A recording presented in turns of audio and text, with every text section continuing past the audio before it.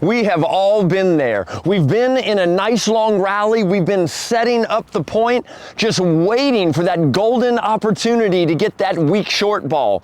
And then we finally get it, and instead of punishing the opponent, we spray the ball wide, we send it long, or even worse, we tank it into the net. So the big question is, why is this shot that looks so easy when we're on court so difficult to actually pull off? Well, in today's video, we're going to be looking at 4 ideas that we need to understand in order to execute this shot well. So let's go ahead and jump on in. So the first thing we need to understand are the dimensions of the tennis court. We all know that the court is 78 feet long. You cut that in half where the net is, and now you have 39 feet. But this is where things get a little bit interesting. You see, in no man's land here, we have 18 feet. In the service box, we have 21 feet. Watch this. When I'm hitting from the baseline, I have 78 feet. That's a lot of footage there. But if I come in to attack the short ball and I make it at least to the service line, I've now lost 18 feet. That's basically 3 of me. So what that means is that I have less court to land the ball in, and that's gonna require some changes. The way that I think about the shot, my aim, my targeting, I have a smaller margin because I have less court. Number 2, most players misunderstand the purpose of this shot. You see, so many players come in and their idea is that they have to put the ball away, but that's simply not true. The purpose of attacking the weak short ball is to punish your opponent, not to hit a winner. In fact, Andy Roddick said it best on his podcast with Nadal not too long ago. He said, winners aren't hit, they happen. So if we'll stop blazing in here like it's an all or nothing shot and focus more on beautiful contact and controlling the ball, it'll go much better for us. Because if you remember, when we pressed in that 18 feet right here, we've taken something vital from the opponent. And I know you know what that is. That's time. We've taken so much time from them, we don't have to hit the ball hard. What we have to do is place it well. Number 3, oftentimes we're gonna have to adjust our swing path. You remember from our first point, when we're at the back of the court, we have 78 feet. If we're hitting cross court, 82.5 feet. I personally play even further back. That's a lot of space to cover. So I go from low to high, not just for topspin, but to actually hit the ball with some shape, because I have to fight that 9.8 meters per second square thing called gravity. Because if I don't shape the ball, gravity's gonna pull it into the net or it'll fall short, and then I have a major problem.